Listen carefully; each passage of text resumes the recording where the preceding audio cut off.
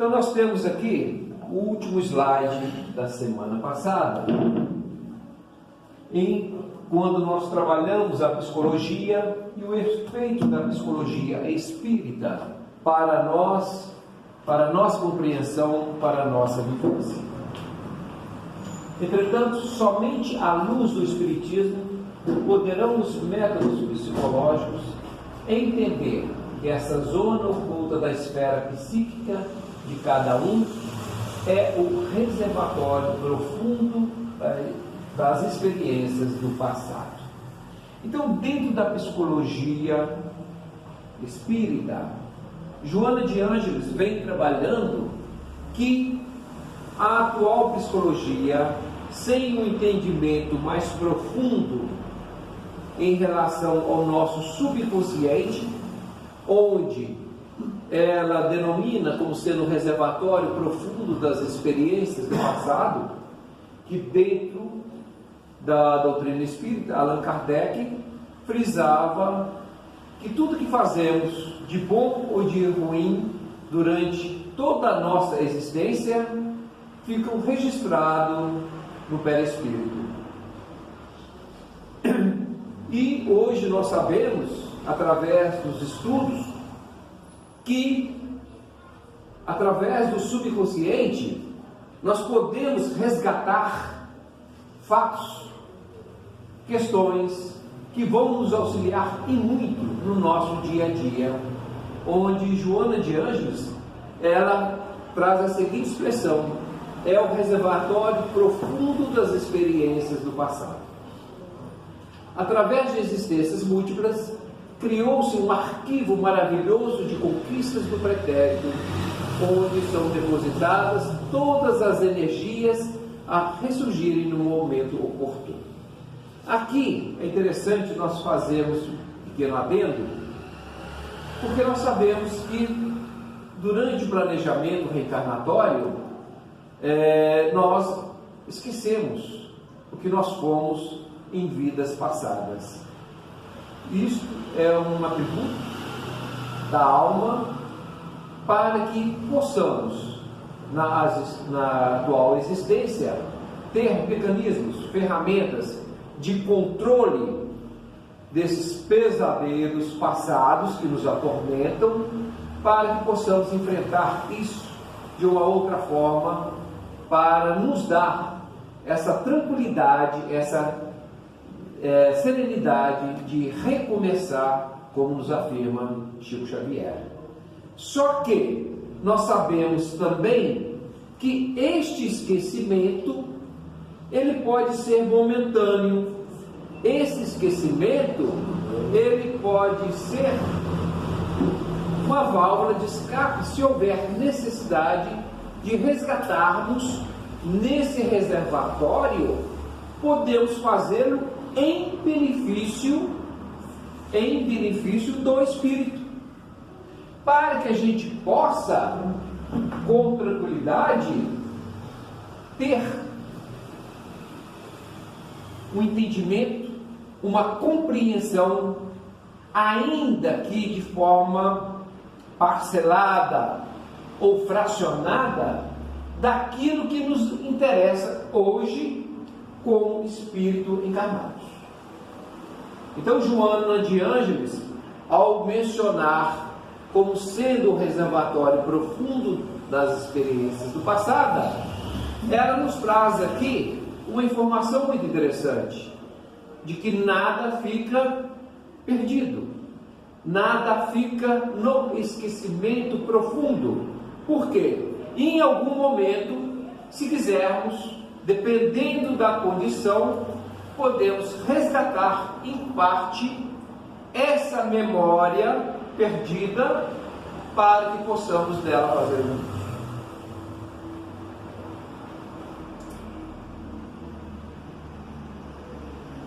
A maioria dos psicólogos humanos se encontram ainda distantes das verdades espirituais.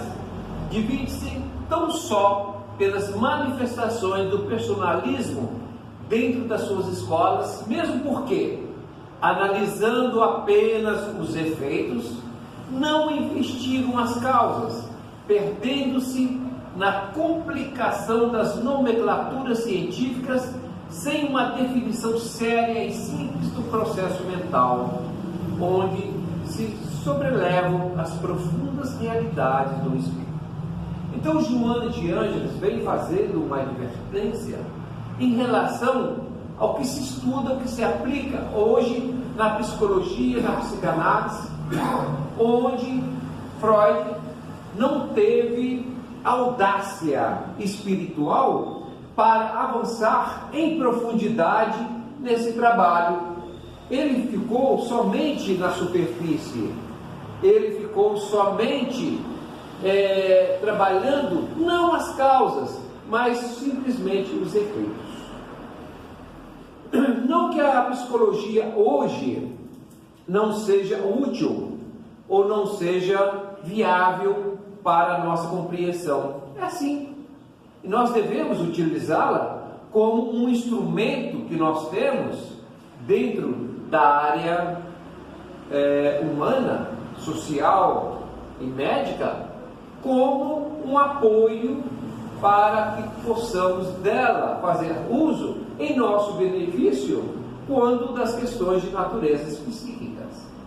Mas, segundo Joana de Ângeles, ela ainda está longe de uma realidade onde somente a partir do momento em que começarmos a investigar e estudar as causas é que nós vamos trabalhar de uma forma mais efetiva. Por quê?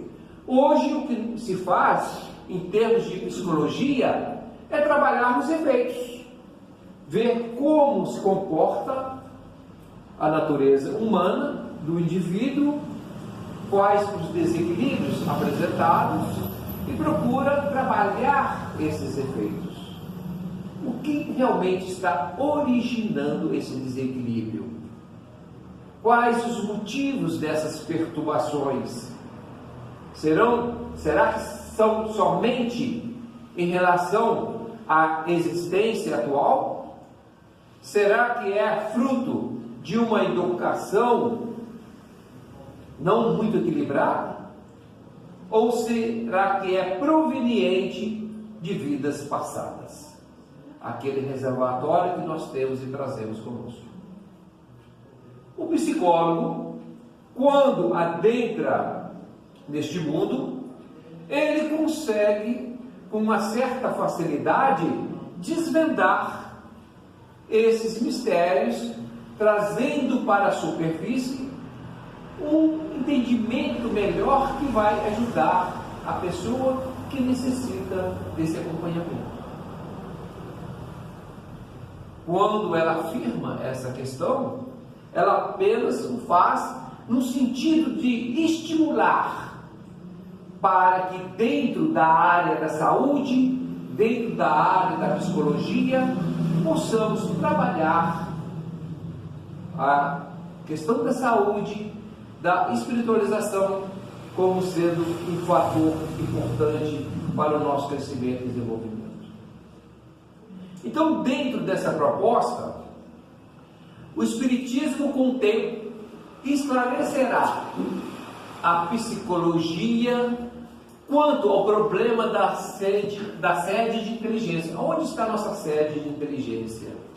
Somente com a cooperação do Espiritismo poderá a ciência psicológica definir a sede da inteligência humana, não nos complexos nervosos ou glandulares do corpo perecível, mas no espírito imortal. Então, quando cientificamente nós começarmos a trabalhar isso de uma forma efetiva, sem recalque, sem medo, sem perturbação, com coragem, nós vamos verificar que toda essa máquina que é o cérebro e todos esses complexos nervosos e glandulares são apenas ferramentas que o espírito imortal utiliza para que possamos nos manifestar. Esta, sim? Inverter então os trabalhos, começar pelo espírito. Sim, o ideal é trabalharmos sempre a questão espiritual quando assim nos é permitido, porque muitas vezes o indivíduo também chega num ponto tal de desequilíbrio que essas ferramentas aqui já não atendem o suficiente para adequar o corpo físico ao espírito. O desgaste é muito grande, a ausência de energia, de fluidos vitais é muito grande, faz com que haja uma necessidade de dar a esse corpo físico um material necessário para que ele reaja diante dessa situação. É bom esse levantamento que você fez, porque muitas vezes vamos ter que trabalhar aqui com medicamentos alopáticos, que faz parte da ciência também, para reequilibrar o corpo físico. Só que, junto com esses medicamentos alopáticos, o ideal é que trabalhemos também a homeopatia. Por que homeopatia? Porque a homeopatia, como um medicamento natural, ele vai dar ao organismo condições de reagir de forma favorável a possibilitar novamente a fabricar todas aquelas substâncias que até então estavam inativos, estavam adormecidos no organismo e não estavam sendo fabricadas. Os medicamentos alopáticos fornecem isso como se fosse um marmitex, como se fosse um prato feito para o organismo. Enquanto que a homeopatia, ela obriga o organismo a trabalhar esse alimento. E aí, o que vai acontecer? A hora que o corpo físico tiver um certo grau de equilíbrio e se ajustando com a homeopatia, o próprio organismo, de forma lenta, vai se recuperando e vai produzindo essas substâncias para que, assim que for possível, os remédios alopáticos possam ser retirados desse corpo físico, deixando que a homeopatia desenvolva o seu processo até o final.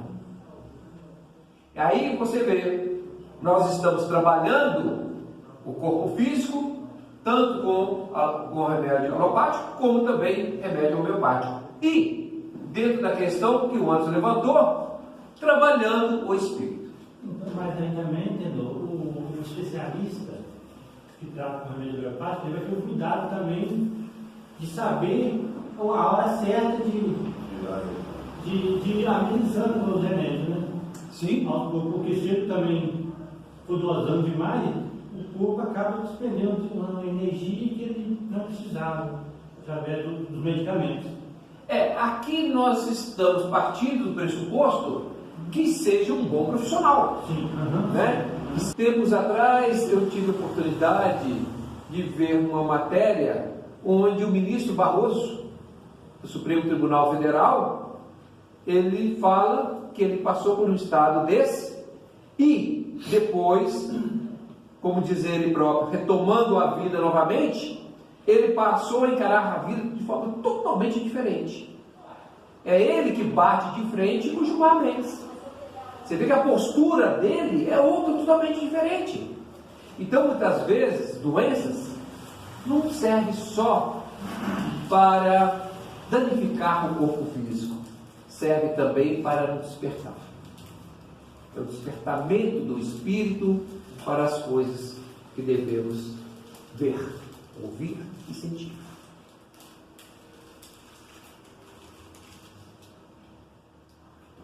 Em razão de fenômeno mental, nós sabemos que as associações de ideias não podem ter causa nas células nervosas, constituindo antes ações espontâneas do espírito dentro do vasto mecanismo circunstancial. Ou seja, à medida que nós vamos trabalhando as ideias, os pensamentos, são esses pensamentos, que fazem com que a gente movimente, que a gente saia do lugar, que a gente faça isso que nós estamos fazendo aqui, que a gente estude, que a gente pesquise, que a gente viva, né? Então, através dessas associações de ideias e utilizando todo o sistema nervoso que nós temos, psíquicos, cerebrais, que vai nos condicionar como ser encarnado a entender todo esse mecanismo em prol de nós mesmos, né? Sendo essas ações oriundas do seu esforço incessante, o espírito é que comanda, que é na verdade que detém o comando do potencial, né? Projetadas através do cérebro mental, que não é mais que um instrumento passivo. Tudo que nós falamos aqui dentro do nosso órgão, do nosso organismo, ele não é nada mais do que instrumentos. É o corpo físico que é o instrumento. O espírito continua sendo o fator principal dentro dessa relação, dentro desse binômio corpo e espírito. O disco baleado que admite ser reescrito novas ideias através de fenômeno mental específico entendido como subconsciente. Então, dentro desse campo, nós ainda temos no nosso subconsciente a possibilidade de mudarmos a nossa condição de vida trabalhando o nosso subconsciente. Por tudo que existe, por tudo que nós temos, por tudo que foi estudado, mesmo alguns anos lá atrás, alguns séculos lá atrás, e em relação a hoje, não existe mais nenhuma justificativa para continuarmos na mesmice que estamos hoje. Porque nós sabemos que o nosso comportamento hoje pode ser modificado. Nós sabemos que, como afirma Allan Kardec na questão 605 do Livro dos Espíritos, onde ele fala que o ser humano encarnado tem duas naturezas. Tem a natureza humana, animal, e tem a natureza espiritual. E sabemos que muitas das nossas ações, muitas vezes incompreendidas, porque prevalece o instinto animal sobre o espírito. É o ego em detrimento ao céu. Então, como espírito reencarnantes que nós somos, nós temos que ter essa consciência para trabalharmos isso em nós. E como nós vamos poder trabalhar isso? Através do trabalho no nosso subconsciente. Porque ali, como nos afirma Joana de Ângeles, está armazenado experiências do passado que são benéficas para nós. E podemos reeducar, regravar, substituir os nossos hábitos por bons hábitos, por boas ações, através dos nossos pensamentos. Se, alguns anos atrás, essa situação era difícil de entender, por isso utilizava-se um instrumento religioso para poder induzir ou ofertar o indivíduo a comunhão com a fé. Hoje essa fé ela surge através da ciência, através da crença, porque hoje nós sabemos que pelo nosso mecanismo do pensamento nós podemos mudar toda a nossa estrutura do nosso corpo. A cada 11 meses, todas as células do nosso corpo são recompostas, são modificadas. Cada célula do nosso corpo é uma vida em si. E nós podemos mudá-la através do nosso pensamento. Por quê? Quem é que pensa é o Espírito. É como se o Espírito fosse o hospedeiro do nosso corpo físico. Ele que habita o nosso corpo físico. E na nossa casa, nós mudamos parede, mudamos o móvel de lugar, mudamos o teto, mudamos o chão. Nós podemos fazer isso. E hoje, a ciência demonstra que podemos fazer isso através do nosso pensamento. E Jesus já falava isso, através da fé. Pode remover até montanhas. Então hoje nós temos essa compreensão, esse entendimento. Qualquer coisa, gente, vamos perguntar.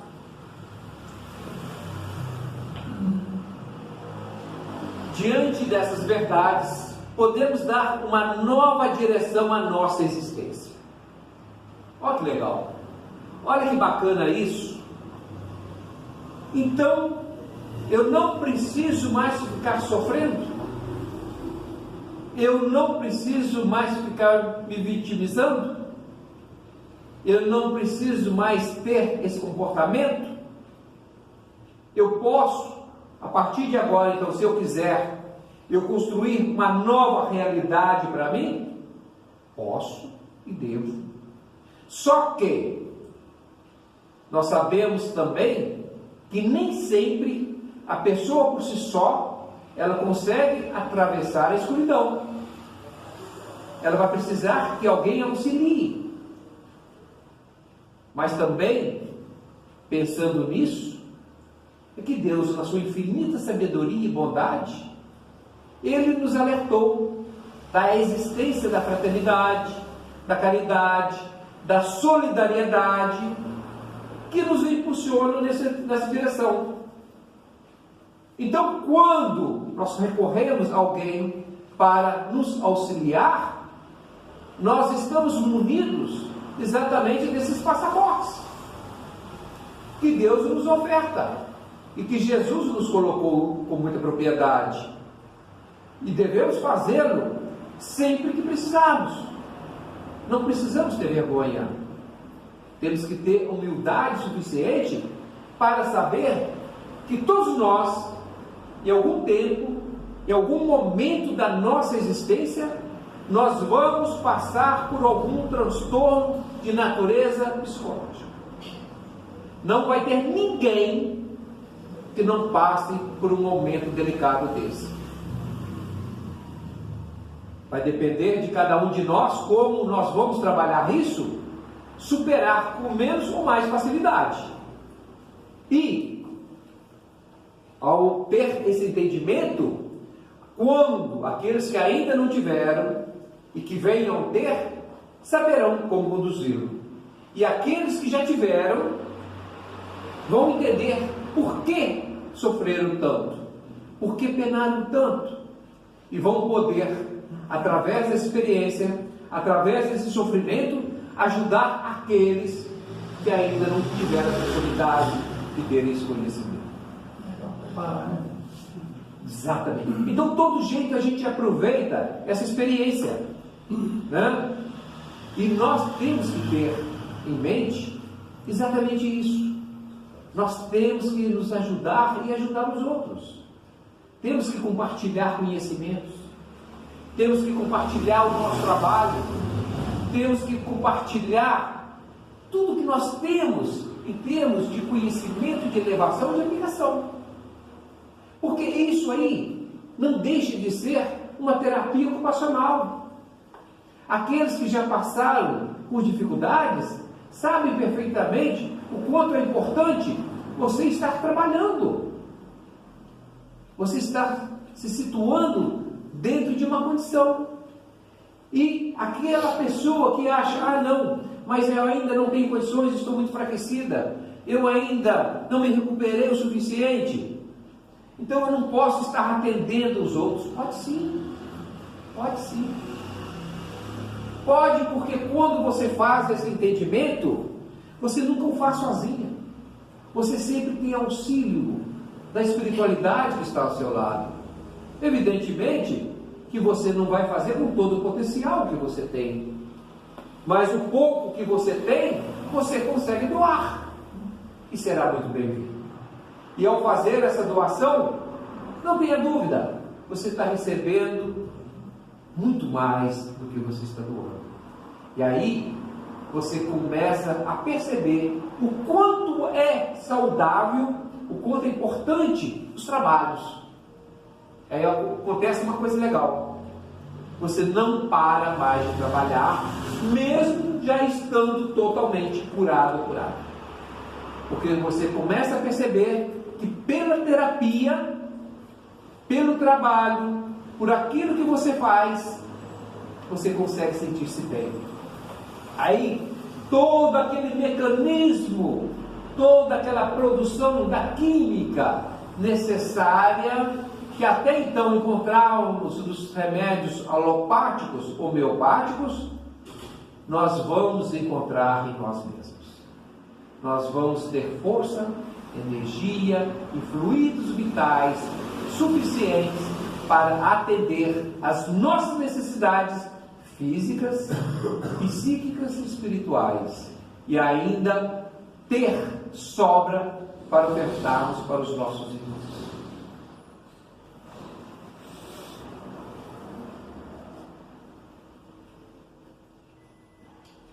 Com vontade, humildade e fé, podemos mudar e direcionar os pensamentos na execução de tarefas significantes, substituindo o velho pelo novo, edificar uma nova existência. E aí, quando nós fazemos esse trabalho, nós nos posicionamos na condição de quê? Co-criador. Nós estamos numa questão de enfermidade total. Pelo pensamento, nós modificamos o nosso corpo físico. Não é Deus que nos criou?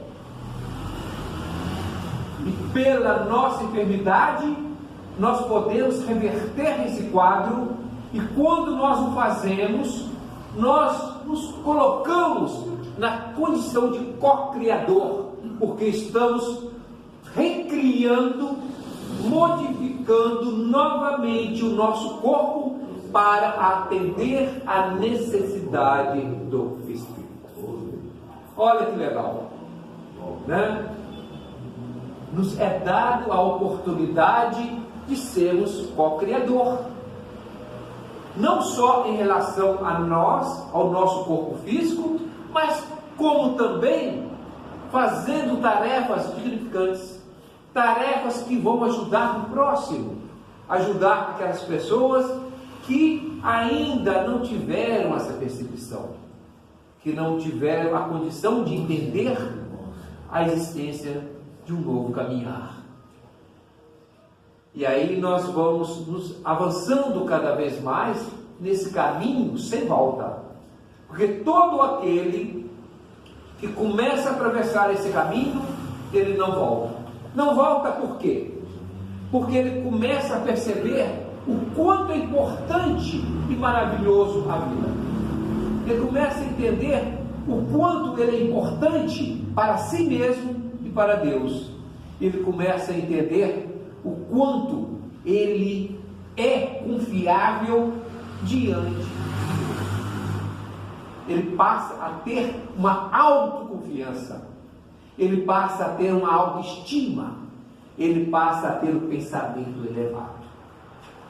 Quando a gente percebe corpo tão franzinos, como a irmã Dulce e aquela outra irmã, isso, todos esses, Chico Xavier, né? Aqueles corpos franzinos, quanta energia, quanta vitalidade, quantas realizações, quantas tarefas produtivas que eles fizeram. Aí você pergunta, da onde que esse povo tira essa energia? Como que eles conseguem fazer isso? E a pergunta deveria ser muito mais uma resposta. É do pensamento. Tudo é do pensamento, é ter foco. é buscar, é acreditar. Quando nós acreditamos, nós realizamos. Quer ver uma coisa? Vamos utilizar uma situação atual. Há 4, 5 anos atrás, alguém acreditava que Bolsonaro ia ser presidente do Brasil? Era adoração. Quem acreditava?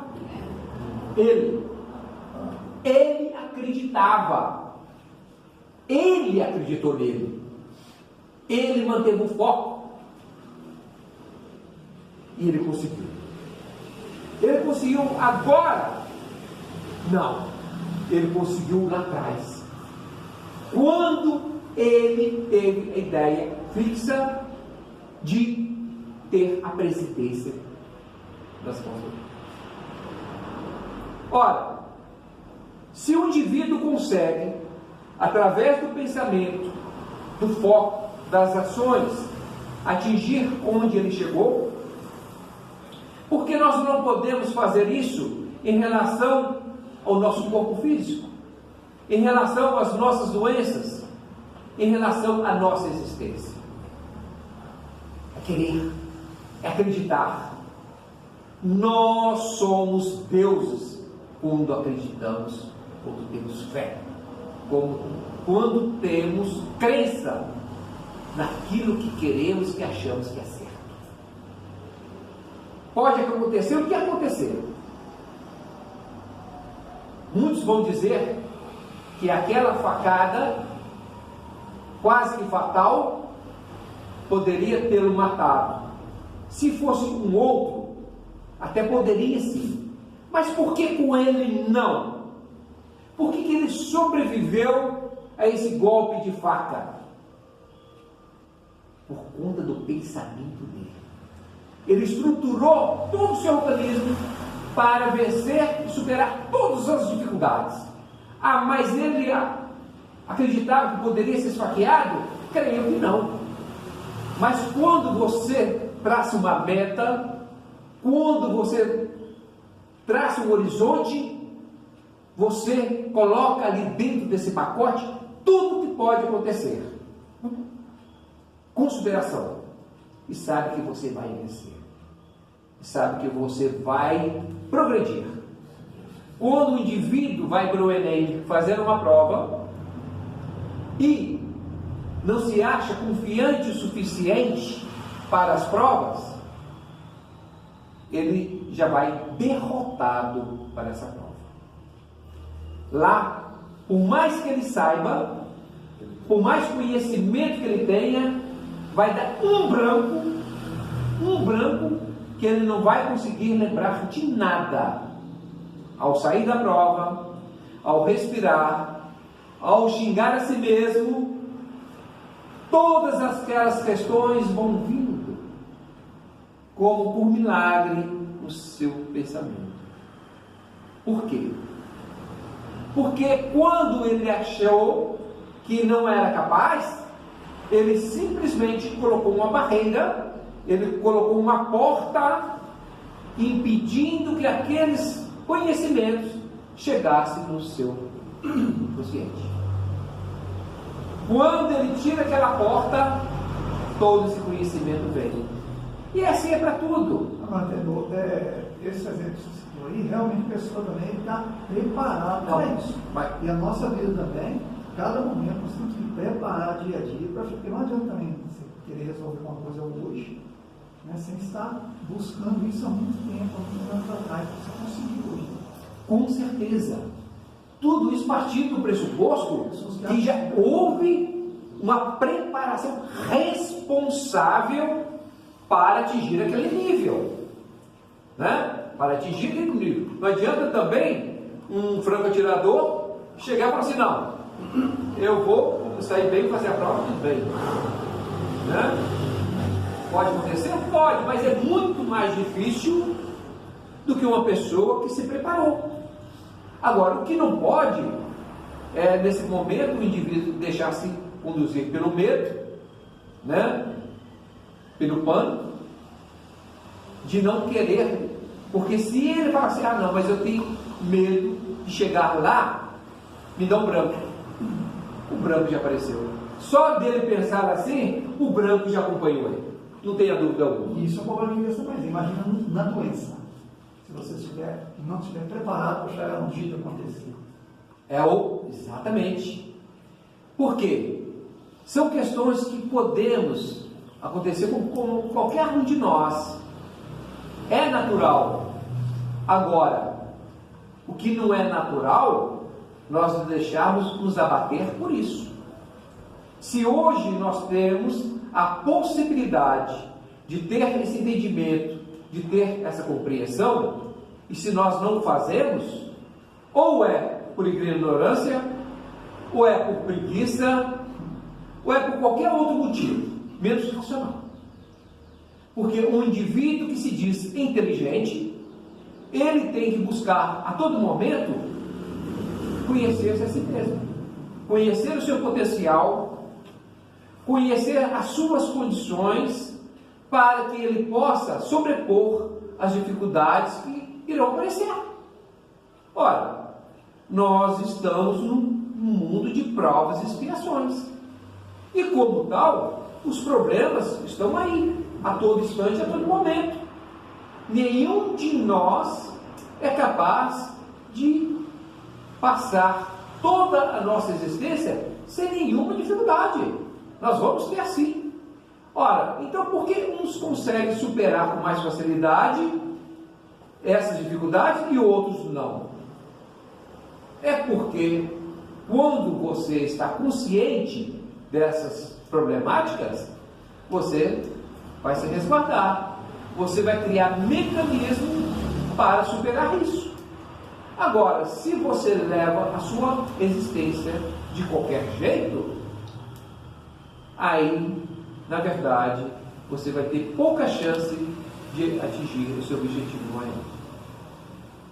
Então, o que a gente percebe com toda essa situação, que tudo que nós falamos até agora tem como base o nosso pensamento, a nossa vontade, a nossa crença. Mas será que tudo se restringe a isso? Sim. Tudo restringe a isso.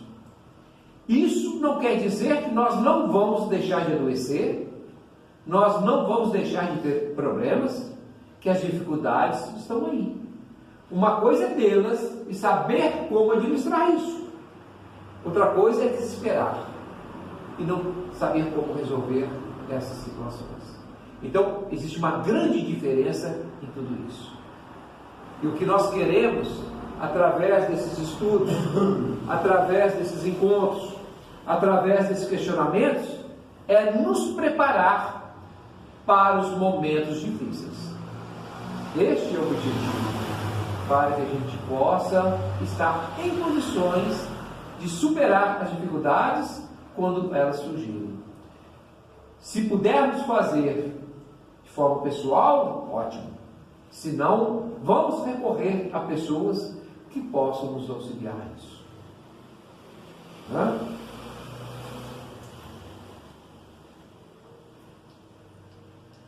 Na prática, pequenos exercícios de afirmação da personalidade e de autodescobrimento dos valores adormecidos funcionam como uma terapia valiosa, por estimular o paciente a novos e contínuos tentames, que vão se coroando de resultados favoráveis, eliminando o sutil complexo de inferioridade e mesmo diluindo, pouco a pouco, a culpa perturbadora, medo das coisas dos outros e da vida. Então, o que nós podemos fazer em nosso benefício? O que nós podemos fazer para o nosso dia a dia? É trabalhar a nossa personificação, é trabalhar o nosso self, é dar a nós a condição de entendermos a nossa condição de espírito que somos, que precisamos melhorar a cada dia, que somos aprendizes, mas que não vamos ficar eternamente aguardando as coisas acontecerem Porque nós temos que ter ação, temos que ter movimento. No universo tudo é movimento. E quando fazemos para o bem, tudo conspira a nosso favor. E nós sabemos que nós nunca estaremos sós. Sempre haverá ao nosso lado os nossos anjos da guarda, nos amparando, nos protegendo. Então não devemos ter medo, devemos avançar sempre. O autodescobrimento é fundamental para que a gente possa não só trabalhar as coisas boas e ampliá-las em relação às nossas virtudes, mas também combater os nossos vícios, combater os nossos desequilíbrios com serenidade, com tranquilidade e na certeza que, sabendo da existência dos nossos vícios, nós não vamos cultuar nenhum sentimento de culpa. Por quê? A culpa é perturbadora, a culpa é nociva, a culpa destrói todo o processo de reiniciar. Então, quando nós passamos por todas essas situações e aos poucos vamos consolidando uma personalidade voltada ao entendimento e à compreensão, nós vamos nos tornando cada vez pessoas mais fortes. Nós vamos tornando pessoas cada vez mais em condições de enfrentar os obstáculos. E, através de pequenos exercícios, não adianta eu me espelhar numa pessoa, mas se o fulano de tal já consegue fazer isso com facilidade, eu posso também.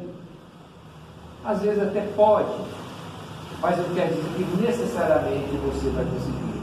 Por isso, o autoconhecimento aqui é importante para que você possa modelar o seu caminhar, que você possa traçar a sua trajetória de acordo com o que você sabe de si mesmo, e não se espelhar no outro com o sentido de imitá-lo. Você pode se espelhar no sentido de que, se ele consegue, alguma coisa eu posso também fazer nesse sentido. Agora, nunca querer fazer do outro um espelho seu. Por isso que dentro do aspecto educacional, em relação à educação dos filhos, é horrível quando você faz os comparativos entre os irmãos. Fulano, você não é igual ao fulano, você deveria ser igual a ele, que nenhum de nós é igual a ninguém. Por mais educação idêntica que a gente receba, nunca nós seremos igual a quem quer que seja. Nem os gêmeos são iguais, né? Então nós temos que ter esse cuidado para que a gente possa projetar a nossa existência e caminhar com segurança, com convicção daquilo que estamos fazendo, né? Então, como a gente vai fazer isso?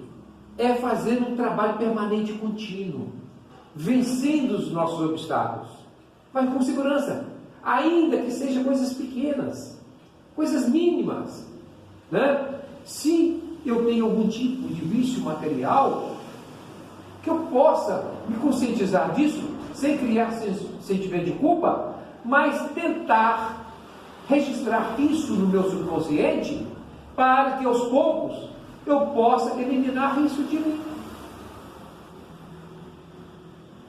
Eu sempre fui contra as academias.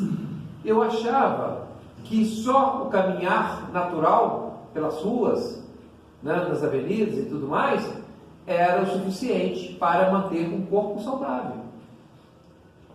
E eu nunca me entusiasmei por nenhum tipo de exercício dentro de academias. Só que, de repente, à medida que a gente vai desenvolvendo o nosso raciocínio, vai desenvolvendo a nossa compreensão, eu percebi que dentro de uma academia você tem um acompanhamento, você tem uma orientação científica, do que realmente o seu organismo, o seu corpo precisa, os seus músculos precisam, né? E acabei aceitando a contragosto. Eu aceitava e ia por uma necessidade que eu sabia que a atividade física era fundamental para a minha saúde. Só que eu, no meu inconsciente, ou melhor, no meu subconsciente, o que eu trabalhava? Puxa vida, ir para a academia, mas que sacrifício, né?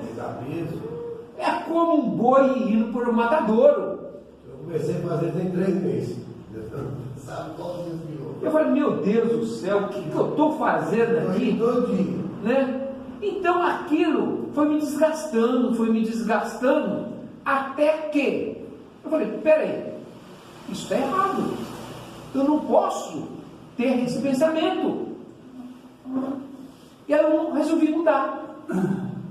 A hora que eu começava a fazer esteira, qualquer outro exercício que possibilitava de eu pensar, eu começava como mantra a trabalhar o meu subconsciente.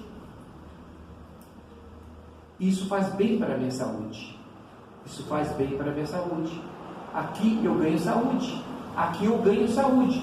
E fui trabalhando isso em mim, para que aquela condição horrível que eu tinha da academia saísse e no seu lugar se instalasse, que é no nosso subconsciente, essa informação de que a academia é saudável como realmente ela é. Mas eu criava uma imagem horrível, né, no meu subconsciente, e isso me desgastava muito. E nós sabemos que a nossa imagem, ou melhor, que o nosso pensamento, ele projeta imagem. Inclusive, nós já contamos uma ocasião aqui, tem pouco, não sei se tem umas 2, 3 semanas, que nós já relatamos a questão do pensamento aqui em relação aos diabinhos, né? Porque nós sabemos que o pensamento materializa, né? Aquele vendedor, vou repetir, já contei isso, mas vou repetir aqui, aquele vendedor de livros, de revistas cristãs, que ofereceu na casa de um rapaz que era espírita, e o rapaz entrou oferecendo a ele, tentando convencê-lo de que aquela revista cristã, né, era benéfico, a leitura e tudo mais, e ele falou, não, mas eu sou espírita. Quando ele falou que ele era espírita, esse vendedor dessa revista levou um susto e falou, mas o espírita, ele tem uma comunicação direta com o capeta, com o demônio e tudo mais, né? Isso não é bom, etc. Ele tentando convencer o vendedor, e o vendedor tentando convencê-lo de que ele deveria largar o espiritismo. E o vendedor criou, não, isso é coisa do capeta, isso é coisa do capeta, coisa do capeta. Esse espírita é médium. Quando o vendedor sai, ele repousa, já desgastado, né, por aquela conversa, senta na poltrona, começa a relaxar. Daí o que acontece? Ele vê 3 capetinhos na frente dele. E ele volta, se os capetinhos estão ali, daqui a pouco os capetinhos vão sumindo e como fumaça sai, vai embora. E aí ele fica pensando, que diacho é isso? Né? Não é nada mais, nada menos, não era capetinho. Era esse vendedor que deixou ali materializado os seus pensamentos. E é isso que acontece. Então a mesma coisa eu fiz em relação à academia. Eu estava registrando em mim uma situação totalmente adversa. Então, além do desgaste físico normal, eu ainda tinha um desgaste psíquico. Por quê? Eu estava em conflito com o meu corpo físico e com o meu espírito. Meu espírito achando que aquilo ali era terrível, e o meu corpo físico tendo que aceitar essa condição, porque não tinha outra forma. Quando com essa percepção, eu resolvi mudar. E te afirmo, foi muito benéfico. Meu desgaste foi menor. Hoje, a minha vontade é outra, exatamente em função dessa postura. Fora que distrai, você vê aquilo ali, vai num, você não faz um. Sem dúvida. Então, concluindo, o pensamento, gente, é fundamental.